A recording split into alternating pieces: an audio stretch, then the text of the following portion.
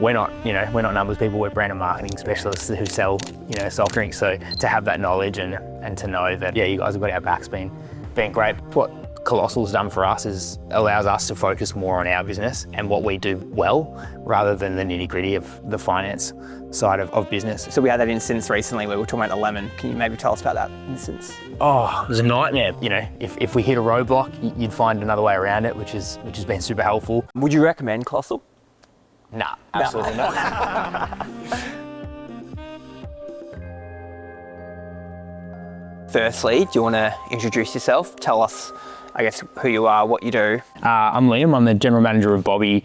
We're a Melbourne-based better for you soft drink brand. So we make your corner store, old school classic soft drinks, a little bit better for you.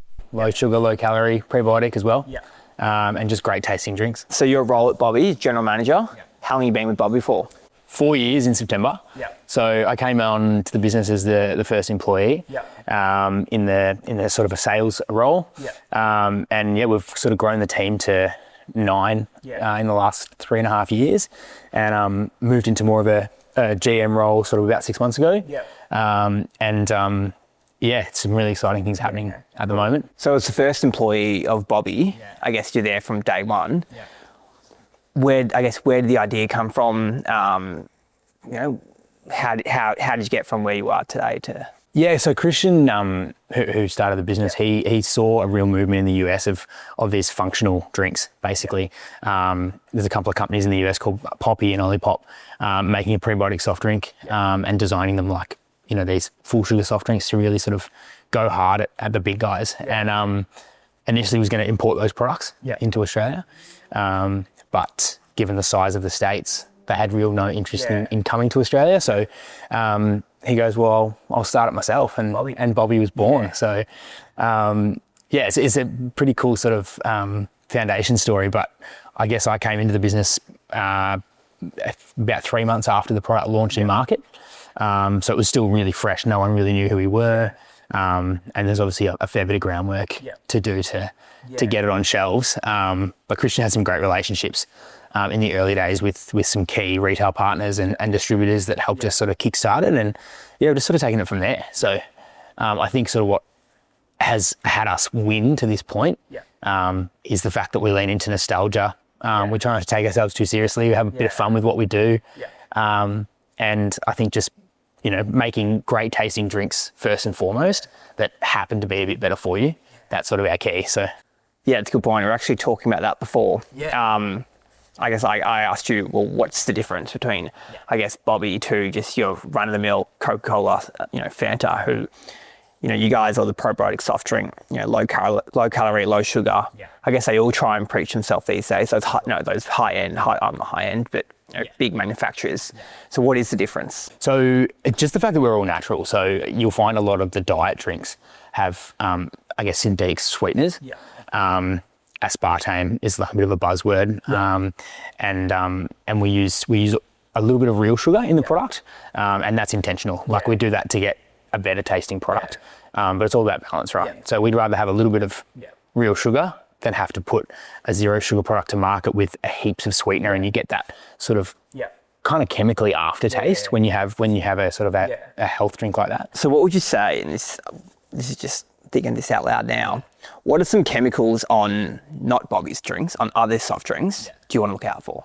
Probably like aspartame, sulfuric acid, things like that. Like a lot of them you can't even pronounce, which is the scary part, right? And they're generally on the can as like a number.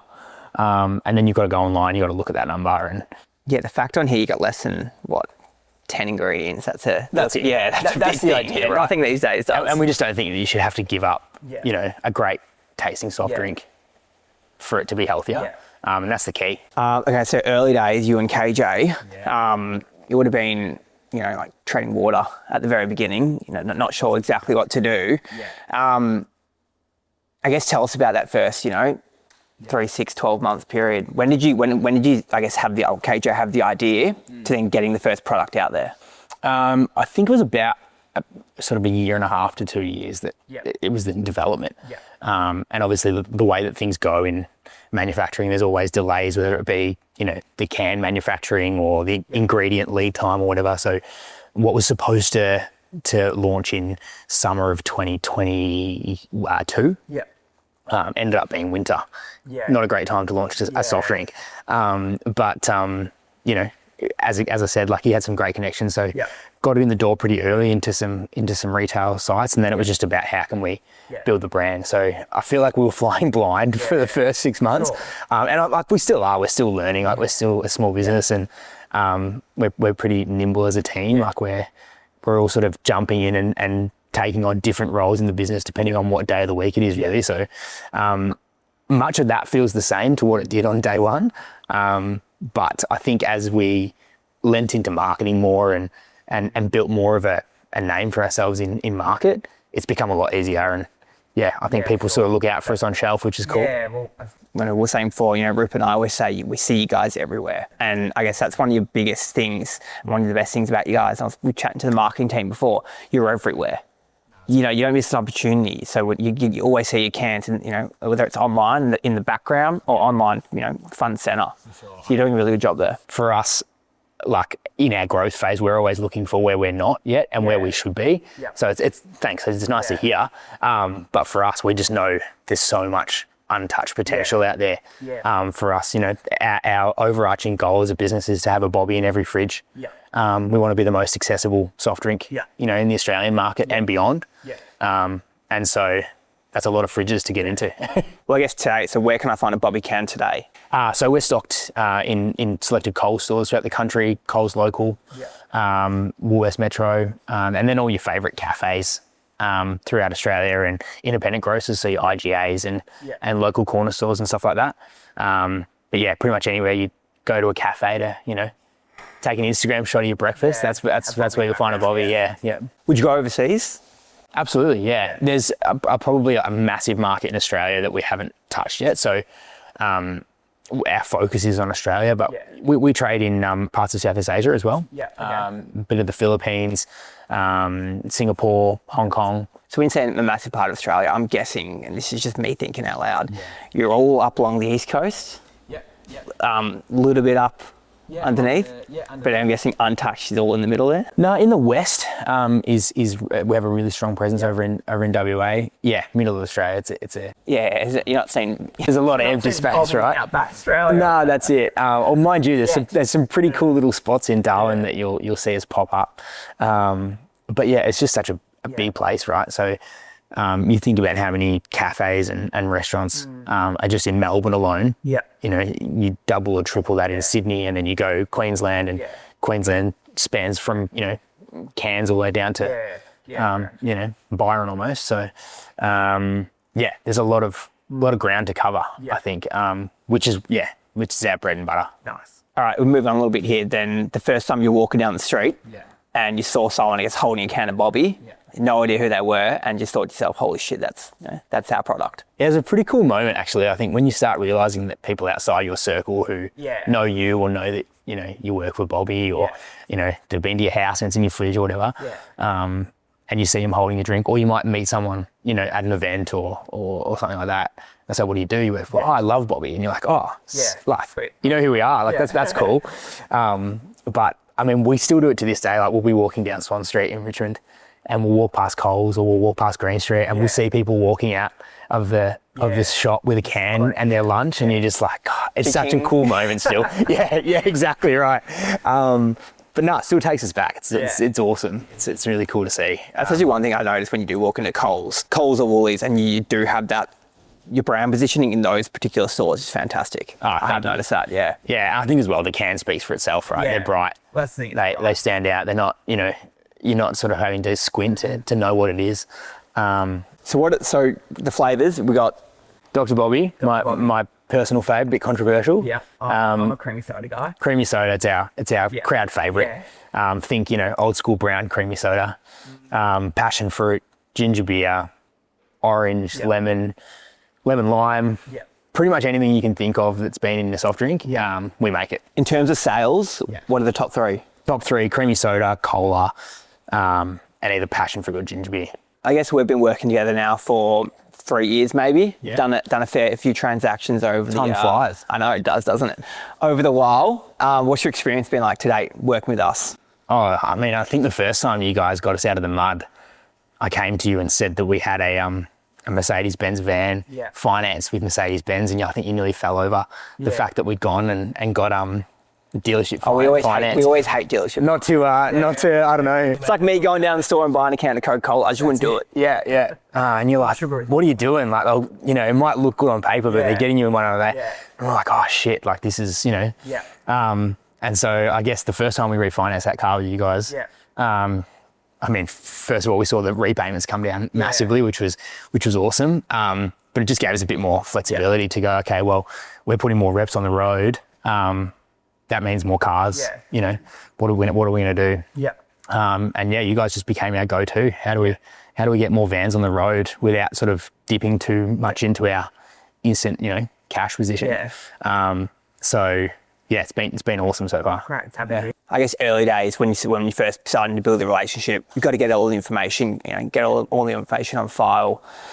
But once we got past that first stage, would you say it's been pretty streamless? Oh, absolutely. I mean, as a small, fast-growing business, there's obviously a lot that goes on with our P&L sheet and stuff in growth, and you guys have just handled it amazingly. And if we hit a roadblock, you'd find another way around it, which has been super helpful.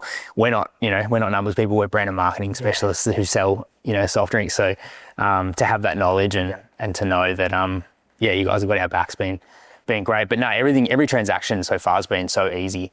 I actually remember the very first one we did. I do. It was a pain in the arse deal. It was with a lender. It was a lender because you remember you just started off. Your ABN was maybe a year old. That's right. It was. I mean, we're not going to mention the lender, but it was painful. I remember I had to rock up. Well, Rupert and I then came down and met you guys at the corner with a slab of beer because we were like, guys, it's not always going to be this hard going forward. We had a few beers, and then ever since then it's been smooth sailing. Yeah, no, absolutely. That was a funny one actually. I think that was the lemon. It was. Yeah, I think it was. That was the lemon. We're still dealing with the lemon today. I was going to say, the lemon is still kicking around Melbourne, but we'll get it sorted, no doubt, with you guys for sure. Would you recommend Colossal? Nah, absolutely not. No, absolutely. I mean, we're sitting here in our new office, warehouse space. We bought our 3PL in-house a couple of months ago, which is awesome. But, when you're storing pallets, you need to be able to get those pallets off the racking. So to invest in a pallet stacker was looking about $8,000. And you guys handled that perfectly for us, So no, I would recommend it to absolutely anyone. Sure. Well, I'd recommend Bobby. Good to hear. So we had that instance recently where we were talking about the lemon. That was a contract where you guys, I guess, the value of the car is worth a lot less now than what the contract's at. So can you maybe tell us about that instance? Oh, it was a nightmare. But yeah, I think for us, we'd spend so much time trying to figure out how we turn negative equity and get a car that's worth more on the road. And not being out of pocket. I think I just came to you and said, Hunter, we need to figure this out. I don't know how we're going to do it, but you just said, leave it to me.